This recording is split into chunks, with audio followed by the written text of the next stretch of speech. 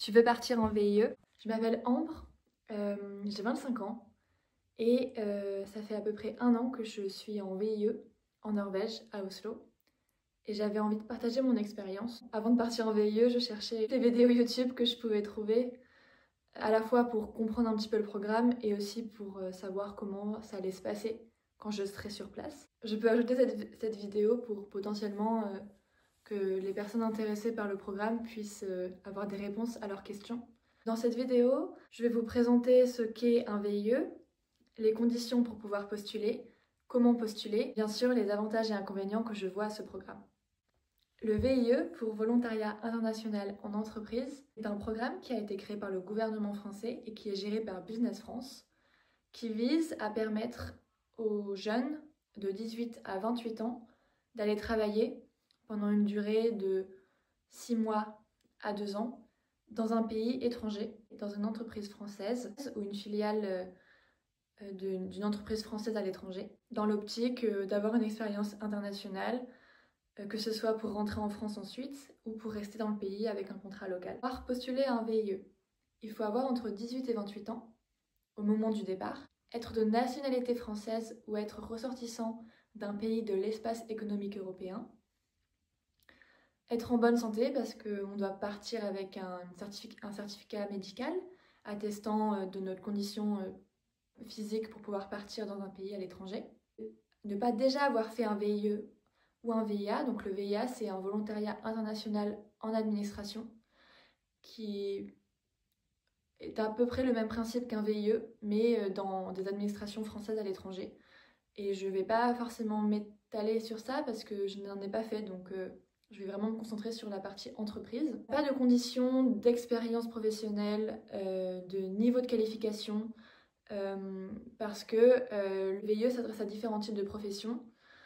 Donc à partir du moment où on a 18 ans et moins de 28 ans au moment du départ, on peut postuler à différents VIE et forcément c'est ensuite les critères de l'entreprise qui recrute qui vont déterminer si on va être intégré à cette entreprise ou pas. Donc concrètement, comment fait-on pour postuler à un VIE? L'ensemble des offres VIE sont regroupées sur le site de Business France. Donc il faut s'inscrire sur ce site, créer un profil en ajoutant les informations liées à son CV, une petite description je crois aussi de son projet. Et ensuite, on peut postuler à différentes offres. Et ça fonctionne comme à peu près n'importe quelle recherche d'emploi. On se renseigne sur les offres, on postule, on envoie son CV et souvent une lettre de motivation quand c'est demandé. Et ensuite, on attend les retours des entreprises. Ensuite, la manière dont ça fonctionne va vraiment dépendre de l'entreprise en tant que telle. Dans mon cas, j'ai fait 2 processus de recrutement. Et donc, dans un des processus de recrutement, j'ai eu un cas pratique et 2 entretiens. Et dans l'autre, j'ai eu d'abord un appel RH, simplement pour vérifier que j'avais bien les conditions pour pouvoir prétendre à un VIE. Et ensuite, j'ai eu un appel avec un membre de l'équipe. Et donc, comme j'avais accepté le premier VIE, j'ai pas continué. Mais c'est juste pour donner un exemple, en fonction des processus de recrutement, vous aurez un processus différencié comme n'importe quel autre parcours de recherche d'emploi, je dirais. Avantages et inconvénients que je vois au programme VIE, on va commencer par les avantages. Moi, le premier avantage, c'est vraiment cette expérience professionnelle à l'étranger. De se mettre dans la peau d'un travailleur du pays dans lequel on se rend et d'avoir ce quotidien-là, d'aller au travail, d'avoir des activités à droite à gauche, de rencontrer de nouvelles personnes, d'apprendre une nouvelle culture du travail. L'avantage de partir à l'étranger en VIE, c'est que ça nous permet d'avoir cette aventure tout en gardant un petit peu de sécurité. Je m'explique. Donc le VIE, c'est un contrat à durée déterminée. Quand on part, on sait qu'on peut rentrer assez facilement si on n'aime pas le pays, si on voulait simplement une expérience de 1 à 2 ans pour découvrir et puis qu'on veut continuer notre carrière professionnelle et notre vie en France. Et donc ça, le programme est vraiment construit là-dedans. Et donc, ça permet d'avoir, avec l'accompagnement de Business France, vraiment une structure qui nous encadre et qui nous rassure, surtout au début, quand on va déménager, quand on doit intégrer un nouveau pays, on a un accompagnement qui est assez bien structuré. La manière dont ça fonctionne, c'est qu'une fois qu'on est recruté, billet de train ou d'avion payé par Business France ou l'entreprise et donc de ne pas avoir le frais de déménagement initiaux. Donc je pense que ça c'est encore plus avantageux quand on part vraiment à l'autre bout du monde et que les billets sont de plusieurs milliers d'euros parfois. Ensuite, on a aussi une compensation pour le transport de nos bagages parce que quand on part 1 an à 2 ans, on peut partir avec une seule valise, mais en tout cas dans mon cas c'était pas possible et j'avais envie de pouvoir amener beaucoup de mes affaires et vraiment de me sentir chez moi. Ça c'était aussi permis par l'allocation qui est donnée au début de Business France. Et ensuite on a aussi des réunions régulières avec la présentation du programme où on peut poser toutes nos questions dans le pays, donc ça doit vraiment dépendre des types de pays. Mais il y a aussi, on est encadré par l'ambassade locale et donc on a un référent à qui on peut poser des questions, qu'on peut rencontrer et qui peut nous rassurer si on a des problèmes au fur et à mesure ou simplement des interrogations au fur et à mesure de l'expérience. Troisième avantage, c'est que le contrat VIE, c'est un contrat de travail spécifique qui relie donc le volontaire à l'entreprise qui l'emploie pour cette durée déterminée, mais il est aussi encadré par d'autres règles que les contrats de travail étrangers. Donc ce qui veut dire que par exemple, la sécurité sociale et l'assurance, sécurité civile est prise en charge par Business France. On n'a pas à aller en chercher une par nous-mêmes. Ensuite, ça pas un salaire mais une indemnité, ce qui veut dire qu'on est non imposable tant dans le pays dans lequel on travaille que en France. Et ça, c'est un avantage vraiment intéressant, surtout dans des pays comme par exemple pour moi la Norvège, où les salaires sont vraiment très imposés. Ce qui nous permet de partir à l'étranger avec une situation financière confortable et de pouvoir continuer à épargner ou investir, peu importe. Au-delà du côté professionnel et administratif, c'est vraiment une expérience qui nous enrichit, qui nous permet de découvrir une nouvelle culture, de faire des rencontres assez incroyables, que ce soit les autres VIE ou les personnes qui habitent dans le pays dans lequel on se rend, et d'apprendre beaucoup sur nous-mêmes, de se retrouver à l'étranger, loin de sa famille, de ses amis. Bon, forcément, en fonction de la destination, il est plus ou moins facile de les voir plus ou moins régulièrement, mais ça nous permet de grandir, challenger un petit peu en changeant d'environnement. Mais forcément, vous vous doutez que aucun programme n'est parfait.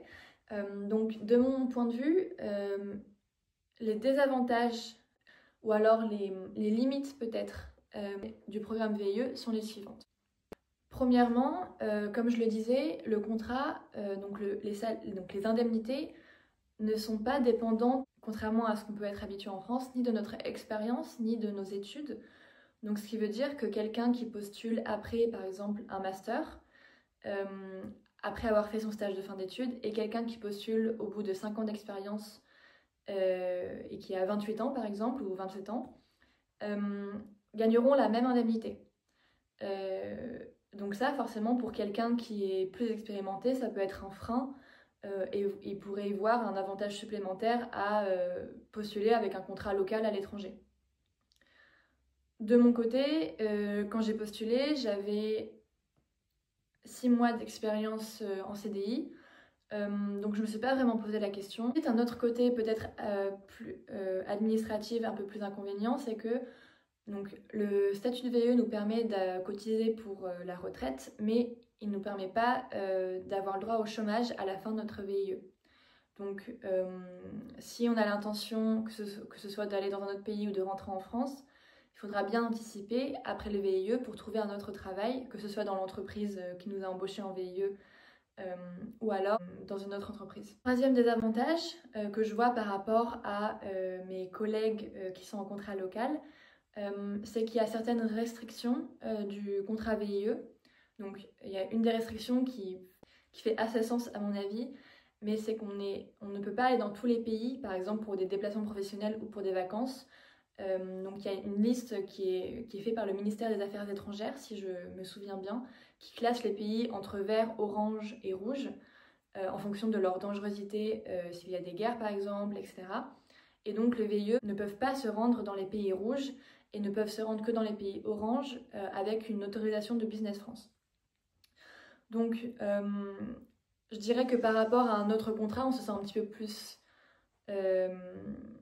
encadré parce qu'on doit justifier nos déplacements. J'avoue que j'aurais pas forcément l'intention de me déplacer dans des pays rouges, que ce soit pour le travail ou pour mes vacances.